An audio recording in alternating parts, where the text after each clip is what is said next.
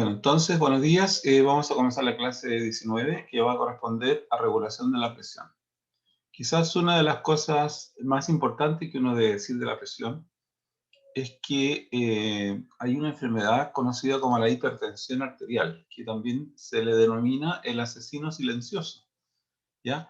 Porque el paciente no tiene idea de que está teniendo hipertensión y que su salud está absolutamente en riesgo y que eventualmente puede tener un derrame cerebral, que puede tener alguna otra complicación absolutamente grave que puede poner en riesgo su vida, ¿ya?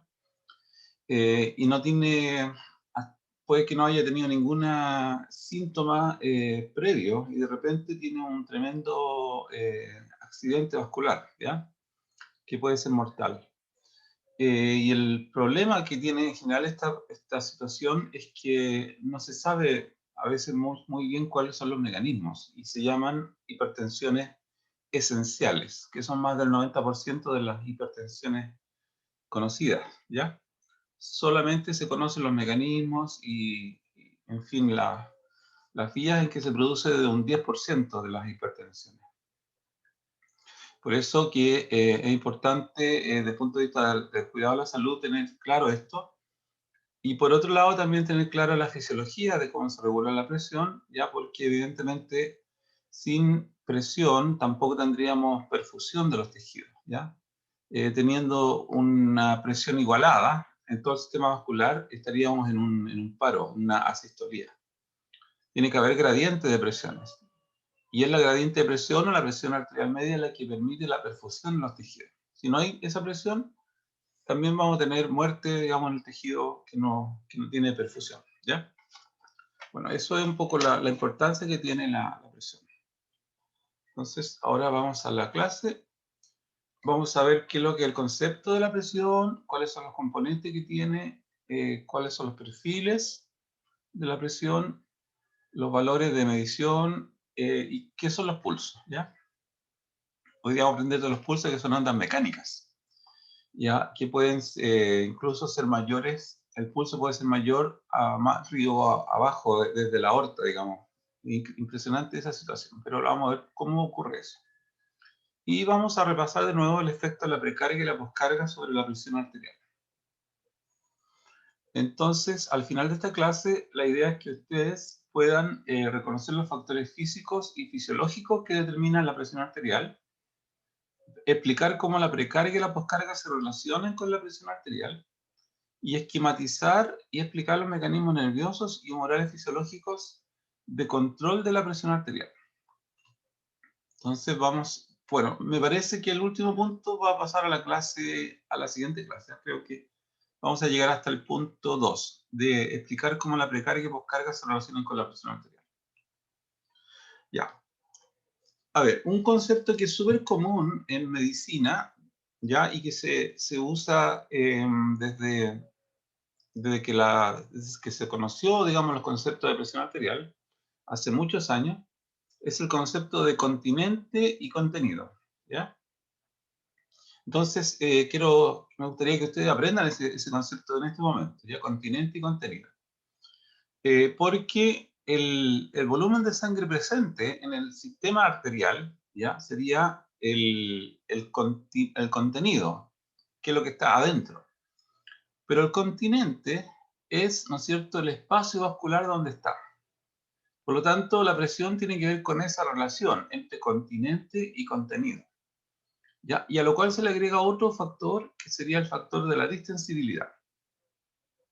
Entonces, por ejemplo, no hablando solo de presión arterial, sino que hablando de presión en general, podríamos decir que el continente del volumen vascular en los vasos venosos, por ejemplo, es un continente bastante grande y el contenido también es muy grande, porque tenemos cerca de un 70% de toda la sangre que está presente en las venas, ¿ya?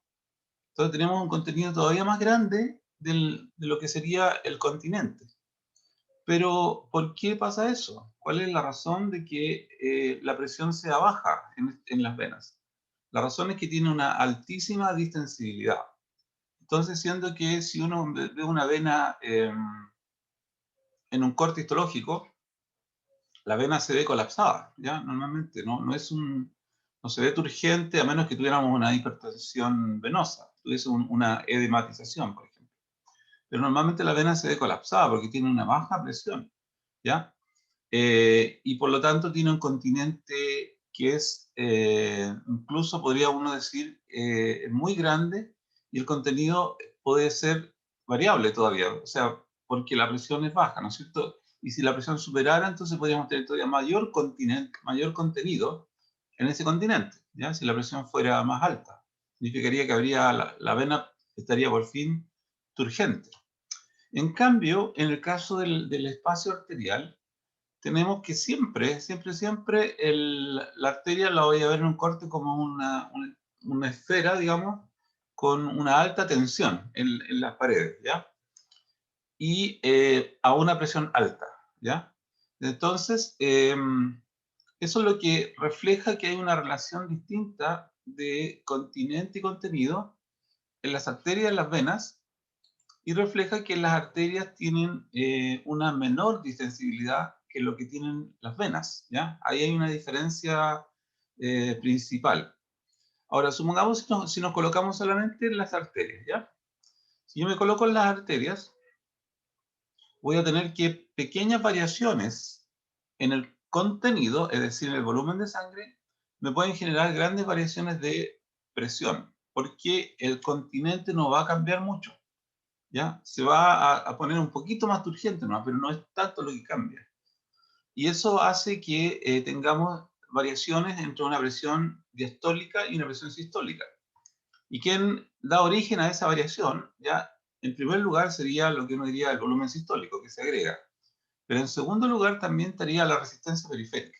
O sea, uno tiene que considerar ahí más factores que solamente el volumen que voy agregando en cada latido, ¿no es cierto? En cada latido voy agregando un volumen sistólico de alrededor de unos 70 ml. Y eso hace que suba la presión, pero también está el elemento de la vasoconstricción. ¿Qué es lo que hace la vasoconstricción? ¿No es cierto? Tiende a disminuir, obviamente, el flujo de sangre hacia otros sectores y hace que la sangre se quede retenida en el lado arterial, cuando yo tengo una vasoconstricción. ¿Y eso qué permite? Entonces permite que haya una relación contenido-continente un poquito mayor en la arteria, y eso, como tiene poca distensibilidad, es suficiente para subir la presión arterial, ¿ya? Entonces tengan siempre presente estos conceptos de continente, contenido y presión. Y en el lado arterial, como la distensibilidad es alta, no es un factor tan grande de considerar, pero sí lo debemos considerar muy bien cuando estamos hablando, por ejemplo, de las venas, y también cuando estamos hablando de la aorta, porque la aorta también tiene alta distensibilidad, ¿ya? Y esa distensibilidad alta que tiene la aorta comparada con las otras arterias que son más posteriores, ¿ya? Las que emergen de la aorta, que tienen menos distensibilidad en ellas, incluso por esa razón también hay un poquito más de presión, ¿ya? Es interesante el concepto que uno sabiendo que la presión mayor se va a generar en el ventrículo, y uno asumiría que la presión debería bajar del ventrículo hacia todo el árbol, estaría bajando hasta llegar al espacio de la microcirculación, de los capilares. Pero no es así, la presión aumenta como en el volumen sistólico en la aorta, pero la aorta tiene un sistema de mayor distensibilidad y permite almacenar energía, ¿ya? En la aorta. Y después la aorta se va retrayendo, y eso ayuda a que siga el flujo, entre comillas, más constante, ¿ya? Pero cuando el flujo llega a las arterias que empiezan a emerger, que son menos distensibles, va ocurriendo, ¿no es cierto?, que la presión puede subir un poquito, ya en las arterias que empiezan a salir de la aorta. Y el otro factor que les comenté, no solamente está el factor de la menor distensibilidad en las arterias que empiezan a emerger de la aorta, sino que también está el concepto de la resistencia periférica que puede ocurrir en cualquiera de esos sectores, ¿ya? Dependiendo de qué situación estemos. Si, por ejemplo, estamos en una reacción de lucha y huida, se va a producir una vasoconstricción alfa 1, por ejemplo, hacia la circulación en el riñón, se va a producir vasoconstricción alfa 1 hacia la circulación en la piel, o hacia la circulación en el tracto gastrointestinal. Y eso significa una derivación muy importante del gasto cardíaco hacia los músculos, que van a tener una vasodilatación beta 2, ¿ya? En sus arteriolas, en sus arterias, perdón, las arterias de los músculos esqueléticos, ¿ya? Y eso hace que entonces la sangre, que originalmente estaba distribuida 25% en el tracto gastrointestinal, 25% hacia riñón, 5% hacia la piel, todo eso puede eventualmente derivarse un poco más hacia la musculatura y así tener más oxígeno para poder ejercer una actividad física de luchar, entre comillas, o huir, ¿ya? Eso. Ahora vamos mirando cómo ocurre este perfil de presiones en el sistema cardiovascular, ¿ya? En términos panorámicos, este es un esquema muy bonito hecho por la Universidad de Chile, ¿no es cierto? Por los fisiólogos de allá, y se ve muy bien hecho este esquema, ¿no es cierto?, con la distribución de la volemia abajo. Si uno parte mirando abajo, muestran que el 70% estaría en el lado venoso, partiendo del ventrículo derecho, aurícula derecha, ¿no es cierto?, y todos los sistemas venosos, incluyendo las vénulas, ¿ya? 70%. Después hay un 15% del volumen sanguíneo presente en todo el pulmón, la arteria pulmonar, las venas pulmonares, la aurícula izquierda y el ventrículo izquierdo. Y habría solamente un 15%, ¿ya?, de sangre en el lado arterial, ¿ya?, en la aorta más todas sus ramificaciones. Ya, eso, esa sería una forma de verlo. Lo otro bien bonito que vamos mostrando acá son las presiones, ¿no es cierto?, las gradientes presiones que van ocurriendo. La presión, ¿no es cierto?, en la vena cava al principio es de un 10 milímetros de mercurio, después va cayendo a 7 y sigue cayendo cuando ya tenemos las venas cavas que van entrando a la aurícula derecha, ya estamos en cerca de 5 milímetros de mercurio, ¿ya? Sabemos que no podemos subir más, porque si subimos a 7 estaríamos ¿no es cierto?, en colapso del sistema cardiovascular, ¿ya? El número quizás más afortunado sería 4, pero 5 todavía está bien, ya está bien. Y se muestra una presión sistólica y diastólica al ventrículo derecho de 5,22, ¿ya? Después la arteria pulmonar obviamente va a tener la misma sistólica, pero va a tener una mayor diastólica de 10, ¿ya? Y 10 sería entonces la poscarga que tiene que vencer el ventrículo derecho para expulsar sangre a través de la válvula, ¿no es cierto?, de la válvula pulmonar que está acá. No, esta no es la pulmonar, esta es la válvula aurículo-ventricular derecha. ¿Tiene un nombre esa válvula, no? La aurícula ventricular derecha. La izquierda sabemos que se llama la mitral. Tricúspide. ¿Ah? Tricúspide. Tricúspide, muy bien, muchas gracias. Ya. Y entonces hemos dicho que la presión diastólica de la arteria pulmonar es la poscarga del ventrículo derecho, ¿ya? Que es la presión que debe vencer la válvula tricúspide para eyectar el volumen sistólico hacia la arteria pulmonar. Y en el sistema capilar entonces va a ocurrir la oxigenación, la salida del CO2, ¿no es cierto? Y tenemos sangre ahora oxigenada en la vena pulmonar que llega a la aurícula izquierda con una presión de 8 milímetros de mercurio. Y tendríamos el ventrículo izquierdo que tiene que vencer la poscarga de 80 milímetros de mercurio que está en la aorta. Expulsa su volumen, ¿no es cierto?, sistólico, y va a generar una presión máxima de 120 milímetros de mercurio sistólica y diastólica de 80. Y eso es lo que medimos nosotros con la medición de la presión arterial, ¿ya? La relación de la presión sistólica con la diastólica. Y las gradientes, ¿cómo se van viendo, ¿no es cierto?, en la curva? Se va viendo como primero un sistema de baja presión y un sistema de alta presión. El sistema de baja presión parte con la presión en los capilares, ¿no es cierto?, que baja, baja, baja hasta que llega a una presión de 7 milímetros de mercurio y sigue bajando hasta 5 o 4 en la aurícula derecha. Después se ven ciclos de sistólica y diastólica en la arteria pulmonar, de 22,10, ¿no es cierto? Y después de nuevo vuelve a bajar la presión en los capilares para favorecer el intercambio gaseoso, ¿no es cierto? Y finalmente llegamos a una presión de 8 milímetros de mercurio en la aurícula izquierda, que va a ir generando, ¿no es cierto?, estos grandes curvas de presión sistólica y diastólica en la cavidad ventricular izquierda.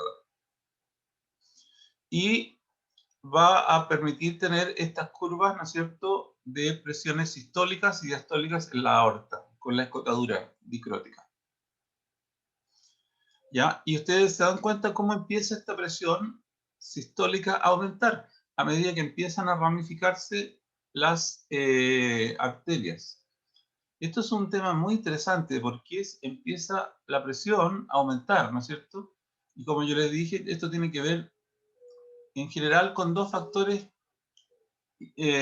grandes, que en primer lugar es la menor distensibilidad que tienen estas arterias que empiezan a bifurcarse, ¿ya? Entonces yo le agrego un mismo volumen a ese continente, ¿ya? Le agrego el mismo contenido a ese continente, pero ese continente de las arterias que ramifican tiene menor distensibilidad. Entonces al llegarle un volumen va a tener un aumento de presión un poco mayor. Y por otro lado, existe el concepto, ¿ya? Y este es bueno que lo aprendan también, que cuando la onda de pulso que se va a generar por cada sístole, ¿ya? Va a salir una onda de pulso mecánica, que es diferente al flujo sanguíneo, ¿ya? Importante que tengan claridad sobre eso. Una cosa es el volumen de sangre que va discurriendo por las arterias y otra cosa es una onda de presión mecánica que va por las paredes de la aorta y después sigue por las paredes de las arterias y sigue discurriendo esa onda mecánica. Y esa onda mecánica permite auscultar o percibir en la onda de pulso, ¿ya? Cuando uno siente un pulso en una arteria radial, por ejemplo, o en un pulsospedio, en los pies, digamos, entonces, ¿qué es lo que va a ir sintiendo? En realidad siente una onda mecánica, ¿ya? Una onda mecánica que permite ser percibida por los mecanorreceptores de los dedos, ¿no es cierto? O también puede ser percibida por algún equipo automatizado. Ya, pero esa onda de pulso es una onda mecánica que uno percibe.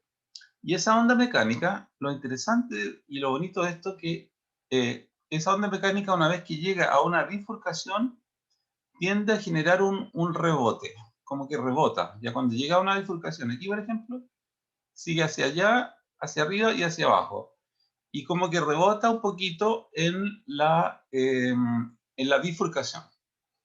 Y ese rebote genera una onda de rebote que se devuelve, ¿ya? Y entonces yo voy a tener, en los lugares de bifurcación, voy a tener una onda que va desde la aorta hacia abajo, por así el río abajo, pero puede tener una onda de rebote que viene de vuelta, porque rebotó en una buena bifurcación, y las dos ondas al juntarse no se anulan, se suman. Y al sumarse voy a tener una onda de pulso mayor que la onda de pulso que venía bajando, ¿ya? Es un concepto muy interesante, que les voy a mostrar un esquema más abajo, pero tiene que ver también con este aumento de la presión, ¿ya? Pero en ese caso sería el aumento de la presión de pulso, ¿ya? Que uno puede percibir, ¿ya? Así que ahí están los conceptos generales que le quería contar. Profesor, tengo como ¿Sí? dos preguntas. Ya. Primeramente, ¿por qué tiene una muy baja presión? Como sé que quizá lo explicó, pero no lo entendí muy bien, en la parte de las venas, a pesar de que tiene un gran volumen sanguíneo. Porque tiene Esa es una la primera pregunta. alta distensibilidad. Y porque su Ok, relación volumen, contenido, continente es una relación que no está lleno el continente, ¿ya? Hay espacio para que exista más volumen todavía. Y por eso cuando uno mira en un corte histológico una vena, tú ves una vena así como un globo aplastado. No es una vena así, como un círculo turgente, sino que ves aplastado. En cambio ves una arteria y está así. Es una cosa turgente, un círculo turgente. Así ves la arteria, y la vena la ves aplastada, ¿ya? Es porque el continente es mucho mayor que el contenido, en el caso de las venas, ¿ya? Pero en el caso de las arterias, el contenido está totalmente relacionado al máximo casi con el continente, ¿ya? Por lo tanto, el continente está totalmente urgente, como que no lo cupiera más, por así decirlo. Pero igual le cabe un poquito más porque tiene un poquito de elasticidad, especialmente la aorta, que tiene mayor distensibilidad, ¿ya? Porque es una arteria elástica. En cambio, todas las otras arterias que empiezan a bifurcar tienen cada vez menos elasticidad. Y eso hace entonces que su relación continente-contenido esté casi al máximo en las arterias. En cambio, las venas no. Por eso que en las venas yo puedo todavía agregarle más volumen. Yo puedo seguir agregándole volumen a las venas, y si hasta teóricamente hacer que una vena estuviera turgente también. Ya, eso es teoría. ¿Ya? Pero sabemos que la relación continente-contenido en una vena no es una relación total, digamos. Todavía existe más volumen que eventualmente yo puedo agregar hasta hacer turgente la vena, ¿ya? Y eso por un lado, y por otro lado está la alta distensibilidad que tiene la vena. Por eso tiene baja presión, ¿ya? Y entonces ya entendí más o menos por qué pasa que en las venas hay menos presión. Y Sí, la sí, sí, segunda sí. cosa es que, ¿por qué hay una presión sistólica, por ejemplo, mayor que una diastólica? Si debería, como yo lo veo, como a veces pienso en mi cabeza, al principio de continuidad debería ser lo mismo, pero no, porque hay una mayor que otra. ¿Por qué la presión sistólica es mayor que la diastólica? Sí. Porque Y, y sistólica, ¿a qué se refiere con porque cuando diastólica tú acá en este colocas, caso? mira, el problema es que hay que mirar lo que esto ocurre en distintos momentos, ¿ya? La sistólica ocurre en un momento anterior a la diastólica, ¿ya? Eso es lo primero que uno tiene que entender, ¿ya? Y en el caso del ventrículo, pongámonos en el ventrículo izquierdo, ¿ya? En el ventrículo izquierdo, ¿cuándo vamos a tener presión sistólica? La vamos a tener cuando el continente del mismo ventrículo se hace menor, se hace más chico. ¿Y qué hace eso? Hace que la presión adentro empiece a aumentar hasta llegar a la presión diastólica, o hasta llegar a la presión diastólica a la presión diastólica que estaba en la aorta. Una vez que llega la presión interna del ventrículo a igualar y a superar a la presión diastólica que está en la aorta, significa que supera la poscarga. Y entonces se abre y sigue contrayéndose, ¿no es cierto? Se contrae y la presión sigue aumentando porque el continente cada vez se hace más pequeño en el caso del ventrículo izquierdo.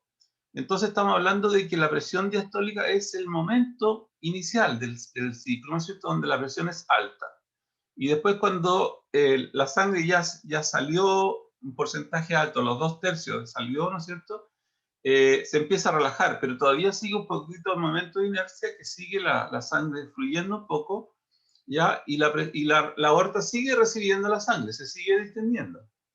Pero después le llega la onda T, ¿no es cierto? Le llega la relajación, y en ese momento el ventrículo se empieza a distender, ¿no es cierto? Y se llega al opuesto ahora en la relación presión aorta-ventrículo, se invierte.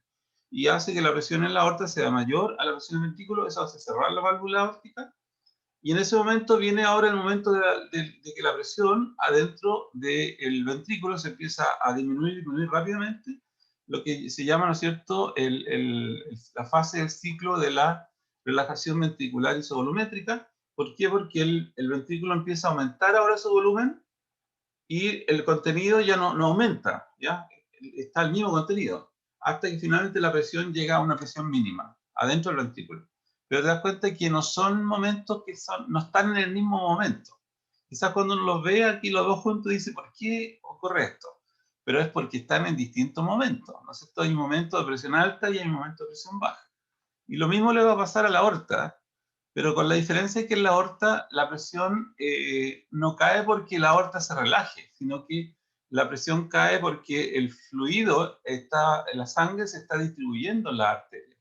Y también al distribuirse, su elasticidad le permite ir manteniendo un poquito la presión alta, digamos, durante una fracción de tiempo, hasta que finalmente su presión se hace la mínima, ¿no es cierto? y vuelve entonces la aorta a su presión menor, que sería de 80. Y cuando está en 80, lo vuelve a pillar el siguiente ciclo, ¿ya? Del ventrículo. Y lo vuelve a llenar y vuelve a subir de nuevo. Y así va. ¿Ya? Entonces, es más fácil de lo que parece en realidad, por qué hay presión sistólica de presión diastólica. ¿Vale, Christopher? Sí, ya entendí. Por eso siempre la diastólica va a ser menor que la sistólica, porque es el momento de apertura, pero después sigue Claro, fluyendo sangre por el llenado ventricular o claro todo que sí. lento. Exactamente, Ya, exactamente. Muy bien, ahora ya, sí entendí. Muchas gracias, profesor. ya. Bien, entonces vamos a seguir. Entonces, ¿qué es lo que ahora preguntándonos, qué es lo que perfunde a los tejidos? ¿Cómo llega sangre a los tejidos? Llega sangre porque hay una presión arterial media, que sería como la fuerza, ¿no es cierto?, que permite perfundir los tejidos.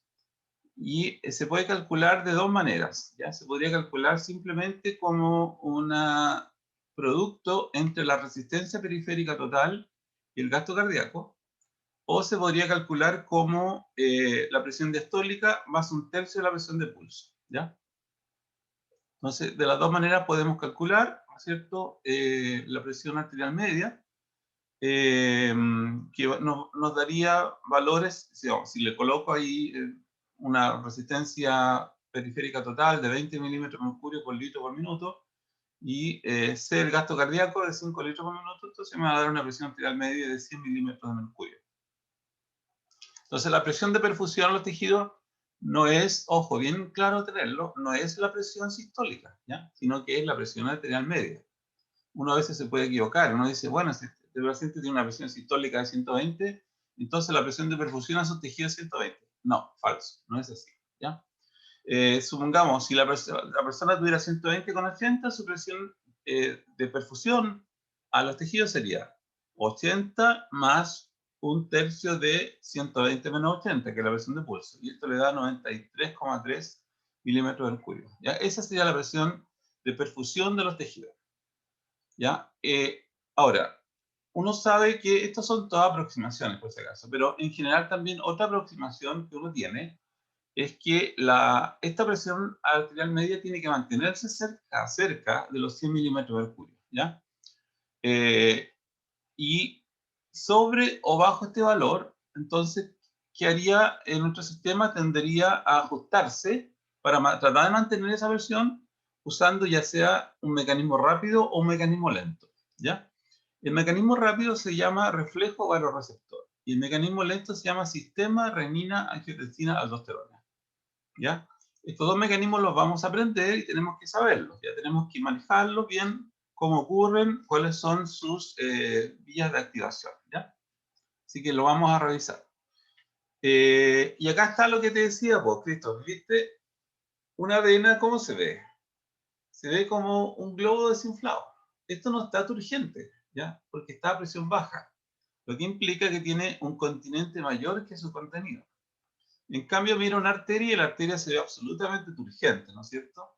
Ahí como que uno ve las flechas de la presión, ¿no es cierto? Las flechas de la presión está inflando este globo y uno como que ve la tensión también aquí, ¿no es cierto? En la pared. Hay una tensión, hay un radio, hay presión, ¿ya? Todo está muy bien. Y por lo tanto, si a este sistema yo le agrego un volumen, la presión va a subir muy rápidamente. Si a este sistema le agrego volumen, la presión no va a subir, porque todavía está desinflado, ¿ya? Entonces, ese es interesante el concepto que tiene la alta distensibilidad y el alto continente presente en las venas, ¿ya? Es muy interesante cómo uno puede, digamos, un dibujo histológico, perdón, esto es más que un dibujo, esto es una foto, ¿ya? Con una tinción, puede uno sacar conclusiones sobre la presión, la ley de Laplace, la tensión, el radio, ¿no es cierto? Y la función que cumple cada uno de estos, ¿ya? Aquí está una función de mantener alta la presión para lograr una perfusión en los tejidos. Y aquí tengo una presión baja, ¿no es cierto?, que me permite traer de vuelta un gran volumen de sangre de vuelta hacia los pulmones para oxigenación. Ya. En relación al volumen circulatorio efectivo, ¿ya? ¿Qué es lo que es el volumen circulatorio efectivo? Bueno, básicamente es el volumen de sangre que genera la presión arterial, ¿ya? Eso es lo que llamamos volumen circulatorio efectivo. Y en el libro Constanzo, como le contaba a algunos de ustedes, en sus primeras ediciones se hablaba de volumen tensinógeno, ¿ya? Pero después me parece que los traductores, que deben ser mexicanos, no sé si españoles o mexicanos, ¿ya? Les pareció que el término no era muy, muy bueno, así que han dejado de usar el concepto tensinógeno, me parece, en la última edición. Y entonces este sería el volumen que genera esta presión arterial media, ¿no es cierto? Y corresponde aproximadamente a un 11% de la volemia. Ya, y ahora, ¿cuál sería el concepto? ¿No es cierto? El concepto de la presión es, ¿qué sería? La presión arterial es la presión que ejerce la sangre contra la pared de las arterias. ¿Ya? Esa es la presión arterial. Y esta es una condición necesaria, pero no suficiente para tener una VO2, ¿ya?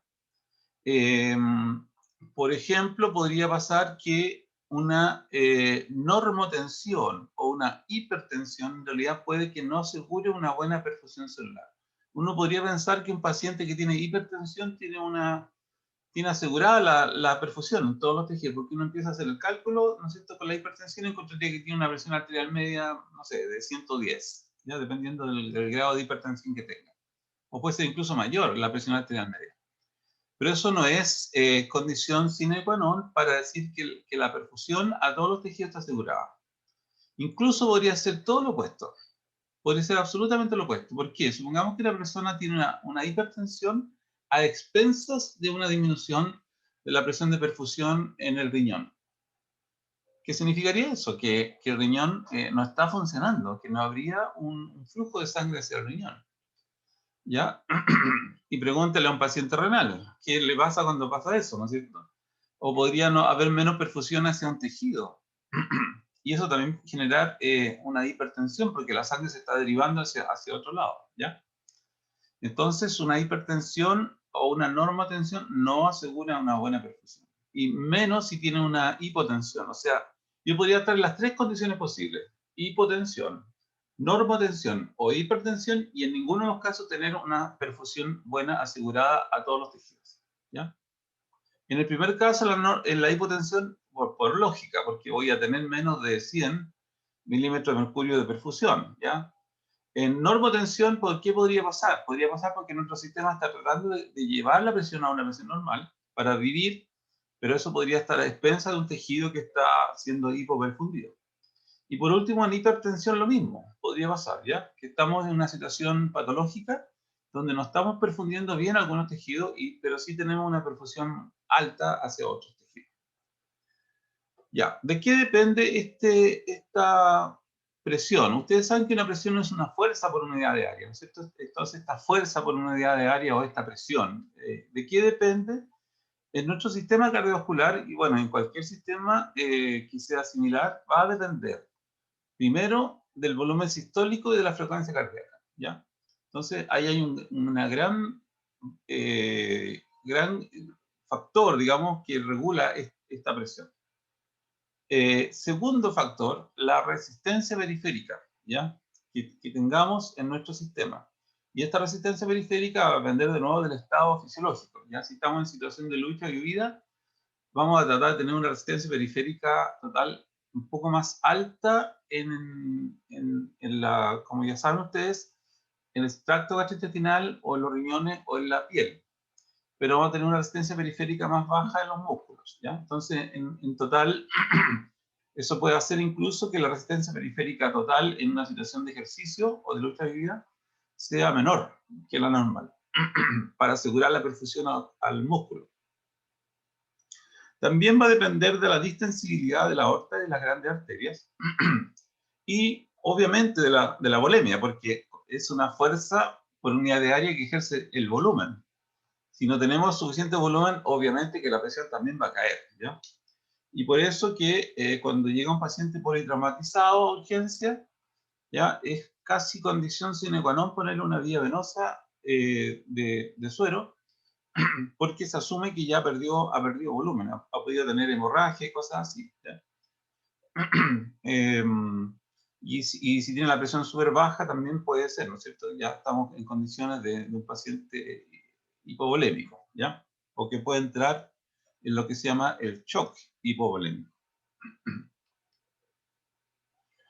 Ahora, sabemos que la presión arterial tiene un componente sistólico y un componente diastólico, ¿ya? Entonces, ¿de qué dependen cada uno de estos dos componentes? ¿Cuáles son los factores que los hacen cambiar? En el caso de la presión sistólica, el factor, diríamos, como súper importante, ¿ya? Sería que esta presión es generada por el volumen sistólico en el árbol arterial. Uno diría como que ese sería el factor 1, digamos. Tiene que haber un volumen sistólico. Pero ese volumen sistólico per se no ocurre solo, sino que una vez que llega el volumen sistólico a la pared de la aorta, se va a generar una onda, ¿no es cierto?, de pulso distal. Entonces, como dice que cada volumen sistólico va a generar una onda de pulso, que es mecánica, y es la que yo puedo sentir. Y además de eso, ¿no es cierto?, de ser generado por el volumen sistólico, también va a depender la presión de la distensibilidad y de la resistencia periférica total, ¿ya? Entonces, son varios factores y una consecuencia, que sería la onda de pulso. Eso sería para la presión sistólica.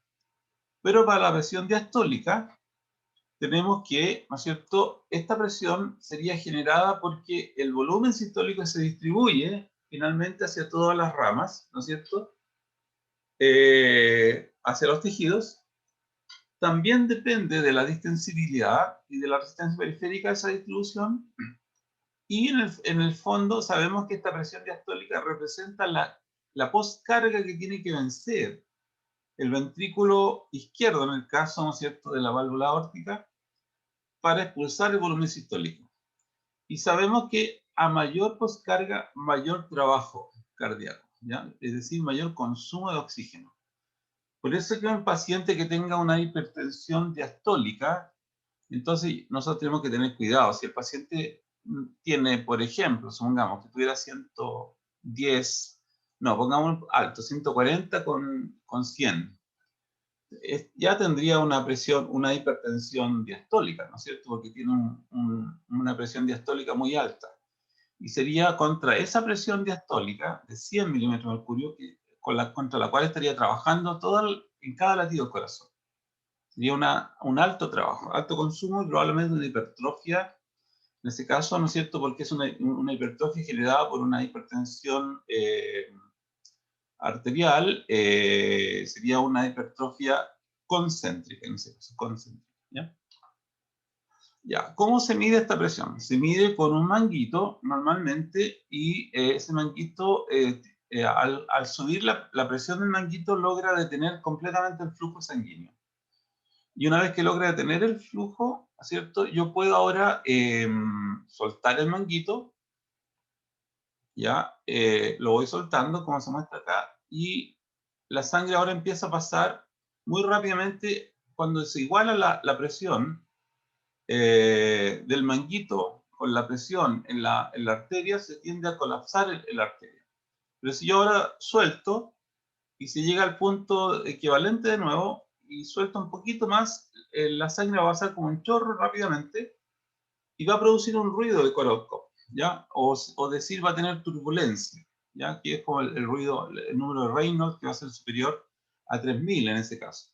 Y en ese caso se va a generar el primer ruido de Korotko, ya que corresponde a la presión sistólica. Después, cuando se deja de escuchar, hay como 3 o 4 ruidos más, y cuando se deja de escuchar, me da risa porque se habla del ruido silente, que no hay ruido, ¿ya? Y en el momento que desaparece el ruido, uno dice, ya, en este momento es la presión diastólica, desapareció el ruido, ¿ya?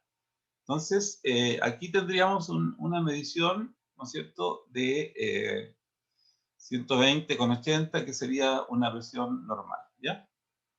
Y acá estaría la presión, ¿no es cierto?, que está en la arteria, ¿ya? En la arteria. Y acá estaría la presión del manguito.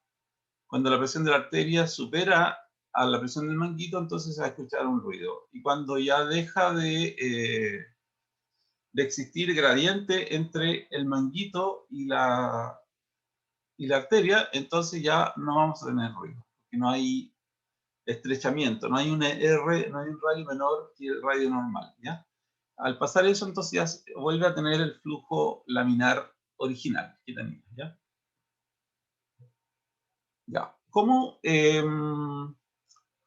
entendemos los valores de la presión arterial?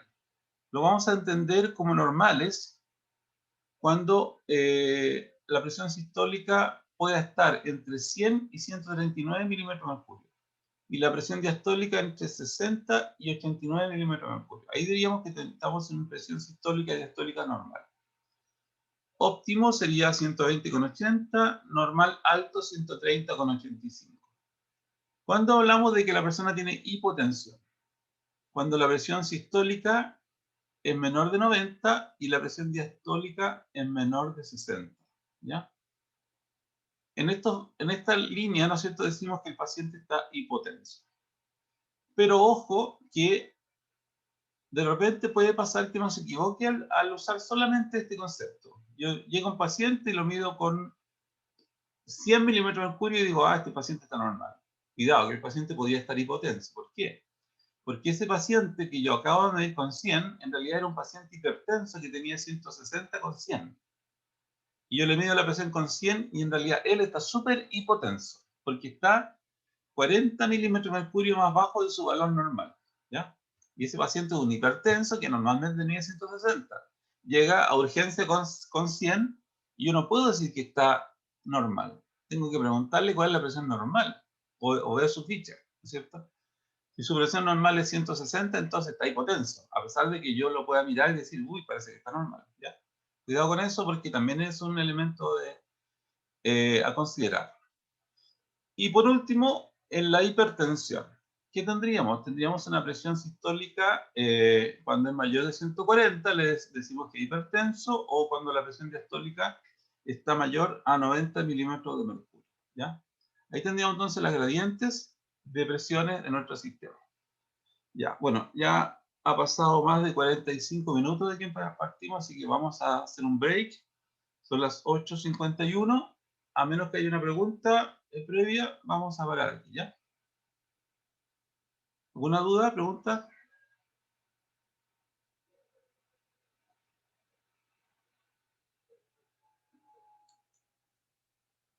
Ya. ¿No hay más? Entonces, ya. Muy bien, vamos a parar un poquito. Ya, voy a detener la grabación.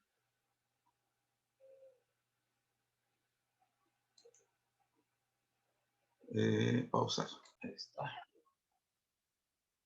Ya, entonces, bueno, esos son los valores normales de la presión arterial. Y ahora vamos a ver otros elementos, ¿no es cierto?, que participan en la regulación. Uno diría que hay factores físicos y hay factores fisiológicos que determinan la presión arterial. Por ejemplo, entre los factores fisiológicos está el gasto cardíaco, ya sabemos está regulado por la frecuencia cardíaca, ¿cierto?, con el volumen sistólico, por el volumen sistólico. Tendríamos la resistencia periférica y el envejecimiento. Esos serían los factores fisiológicos. Y los factores físicos que regulan la presión, de los cuales también depende obviamente la presión, son el volumen de sangre y la distensibilidad de las arterias. Todos estos factores permiten entonces la regulación de la presión arterial, ¿ya?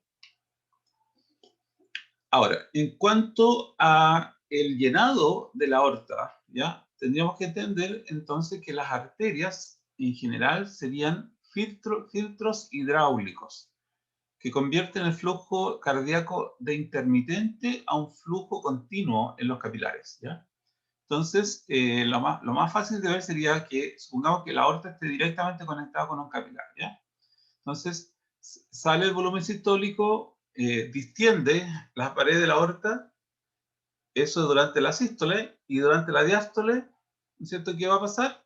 Que la aorta empieza de a poquitito a perder volumen, pero también empieza a encogerse, ¿ya?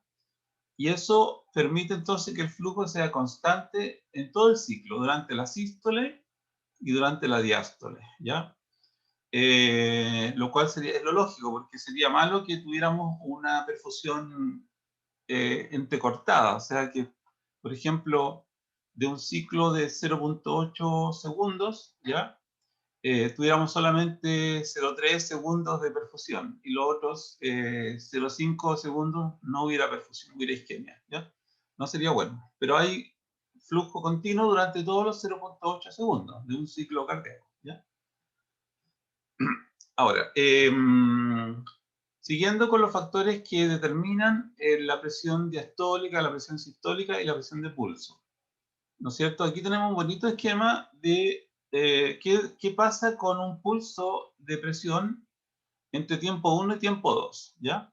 Entonces, partimos con una presión arterial media, ¿ya? Que está aquí entre 120 y 100 y me parece que aquí tenía que decir 80, aquí se equivocó el libro, no dice 180, pero tiene que decir 80 nomás, ¿ya? Un error del libro. Ya, entonces la presión de 120 con 80 y tendríamos una presión arterial media cercana a los 93, 94 milímetros de mercurio. Ya, pero lo bonito de esto es que todo el área debajo de la curva, que se ve acá, ¿ya? El área debajo de la curva sería la presión, ¿ya?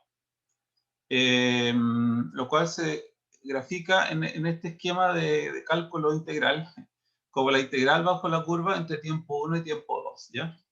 Entonces, esa área debajo de esta curva entre los dos tiempos sería la presión arterial media, ¿ya? Y acá tenemos los componentes, ¿no es cierto?, fisiológicos, el gasto cardíaco, resistencia periférica, y aquí tendríamos los componentes físicos, la distensibilidad y el volumen, ¿ya? Asociado al volumen sistólico. Eso, es una gráfica, digamos, de cálculo. Ahora, en relación a la distensibilidad, sabemos que la distensibilidad es el cambio de volumen por unidad de cambio de presión, ¿ya? Entonces, cuando se hacen experimentos post-mortem y se mira la distensibilidad que tienen los vasos sanguíneos, ¿ya? A distintos grupos etarios, se encuentra que la distensibilidad es más alta, o sea, tiene una pendiente más alta en grupos de edad menor, y cuando uno ya se va poniendo más viejo, yo aquí estoy entre medio, ¿no? Imagínense, entre 47, 52, 71, 78, yo estoy por aquí. Entonces la distensibilidad de mi vaso está cada vez menor, ¿ya? Lo cual va generando una hipertensión, ¿no es cierto?, en mi sangre. Lo cual se refleja súper bien aquí, con los años, cómo va subiendo la presión sistólica y la presión diastólica y obviamente la presión arterial media, ¿ya? Ahora, este esquema que está acá, que parece súper complicado, en realidad es bien simple, simplemente muestra, perdón, las relaciones que hay entre el gasto cardíaco y la resistencia periférica, ¿ya? Y la presión arterial. Entonces, si tengo un gasto cardíaco de 5, una resistencia periférica de 20, tengo una presión arterial media de 100 milímetros de mercurio, ¿ya? Sin embargo, ¿qué pasaría si aumento el gasto cardíaco a 10 litros por minuto? ¿O qué pasa si aumento la resistencia a 40 milímetros de mercurio por minuto por litro? ¿Ya? Entonces, vamos a ver qué pasa en cada caso. En el primer recuadro es lo que pasa instantáneamente a medida que se produce el cambio, ¿ya? Y después, en la letra C, corresponde a lo que pasa en el estado estacionario, una vez que el sistema se ha acostumbrado, entre comillas, a ese cambio, ¿ya? Entonces el sistema se tiende a retroalimentar y a regular. De tal forma, por ejemplo, aumentemos primero el gasto cardíaco, ¿ya? Si el gasto cardíaco aumenta instantáneamente de 5 a 10, lo que va a pasar es que en el momento que se generó ese aumento en el ventrículo, el gasto cardíaco todavía no cambia. Sigue siendo 5 litros por minuto en el momento cero, ya en el tiempo cero. Y hacemos el cálculo y nos da 5 litros por minuto, ¿ya? Sin embargo, si hacemos el cambio en la resistencia periférica, ¿ya? Lo que pasa, dado que esta resistencia es inmediatamente percibida por el ventrículo como una resistencia a la expulsión, entonces inmediatamente el gasto cardíaco disminuye, ¿ya? Esto aumentó al doble y el gasto cardíaco disminuye a la mitad, ¿ya? ¿Y qué pasa en tiempo X? Ya que sería en C, cuando ya pasó a llegar al estado estacionario. Cuando llega al estado estacionario, por efecto de la distensibilidad, ¿no es cierto?, de la aorta se ensancha, por así decirlo, se llena, se ingurgita, ¿no es cierto?, más de lo normal, y recibe entonces el exceso de volumen y produce un gasto cardíaco ahora, perdón, claro, un gasto cardíaco final mayor también, ¿ya? Igual que el ventrículo estaba generando, ¿ya? Entonces pasamos de uno que era normal, que se mantuvo normal en el momento cero, a uno que es igual al gasto cardíaco, ¿no es cierto?, en el momento X, cuando está en estado estacionario. En cambio, en el caso de la resistencia periférica, cuando aumentó la resistencia periférica, ¿qué hace el sistema? Vuelve a ingurgitarse, ¿no es cierto?, por efecto del aumento de la resistencia, pero ya en el tiempo que lo que va a hacer va a permitir que ese gasto logre distribuirse adecuadamente los 5 litros por minuto y ya el sistema se compensa y no mantiene simplemente 2,5, sino que ahora vuelve a tener los 5 que estaba tratando de expulsar, ¿ya? Pero este es en estado ya estacionario, ¿ya? Entonces, eso es lo interesante. ¿Y a expensas de qué? Fíjense que en este caso, en los dos casos, lo que subió fue la presión arterial media, ¿ya? Entonces, cuando duplicamos el gasto cardíaco, se duplicó en el estado estacionario la presión arterial media. En el caso de la resistencia periférica, cuando aumentó la resistencia, se mantuvo la presión arterial media se mantuvo inicialmente y el gasto no logra superar el 2,5. Pero cuando la presión arterial sube, se duplica, ¿no es cierto? Entonces la resistencia periférica inmediatamente cae, ¿no es cierto? Y hace que, perdón, no cae, sino que lo que hace es que compensa, ¿no es cierto? El aumento de la presión arterial compensa el aumento de la resistencia periférica. Y el gasto entonces se mantiene normal, ¿ya? Eso es lo que va pasando con este tipo de gráfico. Ya, en relación a la presión de pulso, este esquema que me gusta mucho es del Guyton, ¿no es cierto?, donde muestra un corazón con distintas ondas de presión que van viajando por la aorta, ¿ya? Viajan y llegan a todos los tejidos. Y estas ondas de pulso son ondas de pulso mecánicas, ¿ya? Entonces la presión de pulso es la amplitud de las fluctuaciones de la presión, son ondas mecánicas y se define por la diferencia entre la presión sistólica y diastólica y estaría determinado por el volumen sistólico y la distensibilidad. ¿Y qué observamos? Como la presión en la femoral, ¿no es cierto?, son incluso más altas que las presiones en la misma aorta. Y después las presiones empiezan a caer hasta quedar prácticamente en cero las presiones de pulso. Ya no hay pulso detectable en los capilares, por ejemplo. ¿Ya? Y acá está el ejemplo de la escotadura diprótica, ¿no es cierto?, donde se produce una disminución momentánea de la presión generada por el prolapso de las válvulas, ¿no es cierto? Ya, queda poquito para terminar. Bueno, tengo un Kahoot preparado, pero yo creo que así como vamos no vamos a alcanzar a verlo. Lo vamos a tener que ver la próxima semana nomás, así como estoy viendo, ¿ya? Ya, ¿cuáles son las características de los pulsos? Los pulsos pueden estar caracterizados por frecuencia, regularidad, igualdad, tensión, amplitud, forma de ascenso y descenso. ¿Ya? Y aquí tendríamos un pulso, por ejemplo, normal, tenemos un pulso más alto de un paciente con arteriosclerosis, un pulso más bajo de un paciente con estenosis aórtica. Y ahora comparando dos tipos de alteraciones más, comparamos lo normal con un paciente con ductus arterioso o un paciente con regurgitación aórtica, ¿ya? O insuficiencia también, es lo mismo. Regurgitación o insuficiencia es lo mismo, ¿ya? Y en cuanto a la regularidad, significa la distancia que habría entre el pulso 1 y el pulso 2. La igualdad sería si cada vez que existe un pulso es igual al otro. La tensión ya tiene que ver con cómo yo percibo, ¿no es cierto?, ese pulso. La amplitud, este es un pulso más alto, por ejemplo, el de ducto arterioso patente o regurgitación, o en este caso este es un pulso parvus. Estos son magnus parvus, ¿ya? Y la forma que tiene, si es una forma de ascenso rápido o una forma de ascenso lento, ¿ya? Estas son muchas características difíciles en realidad de percibir, ¿ya?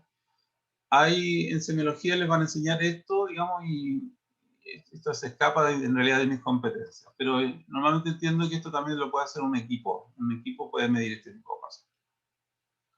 Ya, ahora les voy a mostrar lo de la presión de pulso. Miren qué bonito este esquema. Aquí se ve, ¿no es cierto?, cómo la presión de pulso empieza a aumentar a medida que se va bifurcando. Y lo que va ocurriendo es que en los sitios de bifurcación ocurre una reflexión y una devolución del pulso. Entonces, la onda reflejada, ¿qué hace? Se suma la onda incidente con la onda reflejada. Y eso va a generar mayor pulso, ¿ah? En el caso de las arterias que se bifurcan. Entonces, como conclusión tenemos que la presión sistólica es mayor en las arterias grandes que en la aorta. Por lo tanto, la presión de pulso también es mayor.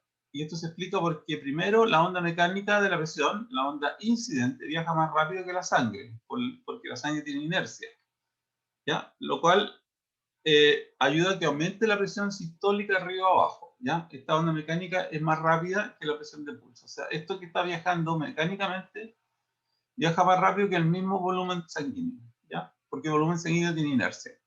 Y segundo, en las ramificaciones de la onda mecánica de presión, esta rebota, y ahí se llama onda reflejada, ¿ya? Se devuelve y se suma a la anterior, generando una onda más alta que la incidente, ¿ok?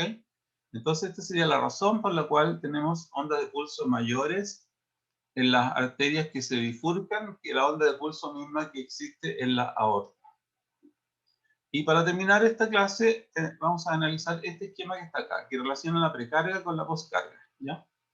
Mirando acá, en realidad la precarga es esto que está acá, el volumen diastólico final o volumen telediastólico.